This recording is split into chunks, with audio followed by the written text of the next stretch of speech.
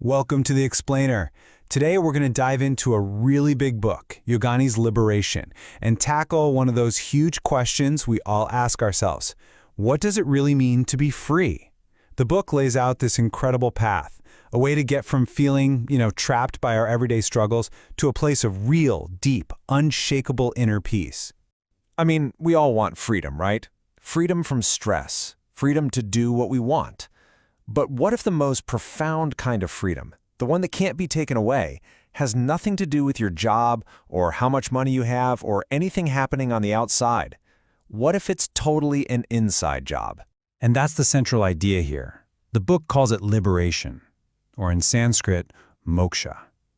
And this is key. It's not about running away from the world. It's about discovering this inner freedom that's so solid, so steady, that it doesn't matter what life throws at you. It's freedom from being a pinball, just getting bounced around by all the ups and downs of life. Okay, so how do you actually get there? Well, the book jumps right in by tackling a really common and kind of damaging misconception about the whole spiritual path. It argues that enlightenment isn't some kind of lightning strike, an instant aha moment where everything just clicks.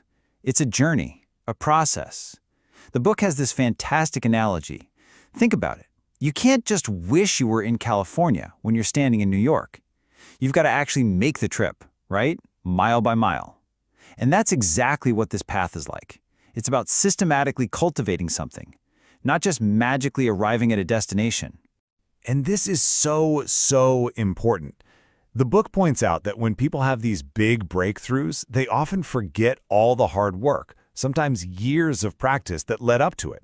And when they forget to talk about the journey, well, that does a huge disservice to everyone else who's trying to figure it out for themselves.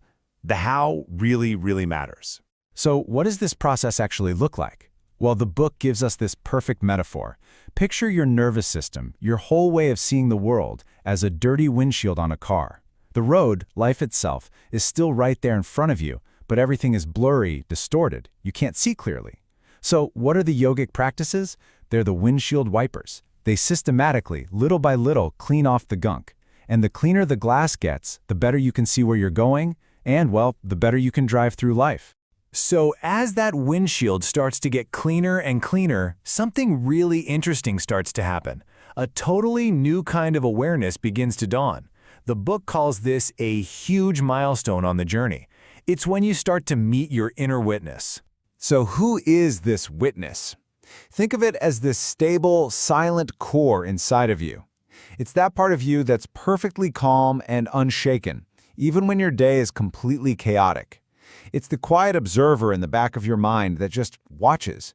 It watches your thoughts, it watches your feelings, it watches the world go by, but it never gets swept up in the drama. Now, what's really fascinating is that the witness isn't just something that appears all at once. It's not a switch you flip. The book shows it as a whole process of evolution. If you look at this, it starts out as just an idea, right? Something you might read in a book. But with practice, you start to actually feel it. You start seeing your thoughts as objects, separate from you. Then comes this crucial stage of discrimination, where you consciously choose to identify with that quiet witness instead of the drama of your thoughts. Eventually, that becomes automatic, and you find a kind of dispassion. And then finally, the whole thing culminates in unity, where the line between you, the observer, and what you're observing just completely dissolves. This leads to that famous Zen saying, which I'm sure you've heard. Before enlightenment, chop wood, carry water. After enlightenment, chop wood, carry water. It perfectly captures what's going on here. The point isn't that you suddenly stop living your life or float off into the clouds. No, you still have to chop the wood and carry the water. You still do all the normal stuff. The difference is that your internal experience of it, your entire relationship with reality, has been fundamentally transformed. Okay, but let's be real. This path is not some perfectly straight, easy road. Like any epic journey, it's got its own share of challenges, detours, and traps, and the book has a great name for them: the pitfalls of the mind. And here's the kicker. According to the book, the biggest obstacle on the path can be the very thing we think we need to succeed, our own mind. It can create all these subtle little traps that can slow you down or, honestly, stop your progress completely. And here are some of the most common ones the book points out. You've got people who get totally infatuated with or even afraid of spiritual experiences. Then there are those who get stuck in their heads just overanalyzing everything. A big one is the illusion of attainment. You have one cool experience and you think, that's it, I'm done, and you stop practicing. And then there's this really sneaky one, the non-duality trap, where you use these high-minded concepts to basically check out from the real world. The book says that's a major detour. So what's the solution? How do you avoid these traps? Well, the book's answer is crystal clear. Your best insurance policy is to keep cultivating that stable inner witness. Because when that quiet observer is present and awake, your mind goes from being a chaotic master back to being what it's supposed to be, a really useful tool. All right, so let's say you do the work. You navigate the pitfalls. Where does this whole journey ultimately lead? What's the goal? What's the destination? It leads to this state that the book calls stillness in action. And it's this beautiful, incredible paradox. You become both things at once. You're the deep, unshakable silence, and you're the dynamic, joyful energy that's out there living life. And when that happens, life stops feeling like a struggle. It just becomes this divine, effortless flow. And get this, the book offers a pretty staggering perspective on this.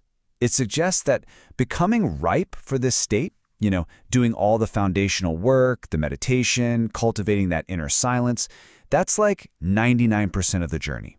The final step of realization is actually just that, a tiny final step. The entire journey really culminates in this direct experience of unity. That feeling of separation between me in here and the world out there, it just dissolves. You realize, not as an idea, but as a living reality, that the same essential being, the same that, is what you are, what I am, what all of this is. Now, this is a super important point. This whole process of liberation doesn't mean you turn into some kind of blank slate, some personality-less robot. Not at all. You still have your thoughts, your sense of humor, all your quirks. The huge difference is you're not a prisoner to them anymore. You're no longer completely identified with your personality as the sum total of who you are. So let's bring this all home. What does this actually mean for you, for me, for all of us? How does this ancient idea of freedom connect to our modern, everyday lives? Well, the book makes one last, absolutely crucial distinction. The kind of freedom we usually chase, political freedom, financial freedom, it's always dependent on something outside of us. It can be given, and it can just as easily be taken away. But this yogic freedom, this liberation, it transcends all of that. It's an inner state of joy that's always there, whether you're rich or poor, sick or healthy. It just is. And so, ultimately, the book leaves us with this powerful, empowering thought. It's a reminder that the guide, the teacher, the guru you might be looking for isn't somewhere out there. The entire potential for this incredible, profound freedom is already inside of you. It's been there all along. So the only real question left is, where does your journey begin?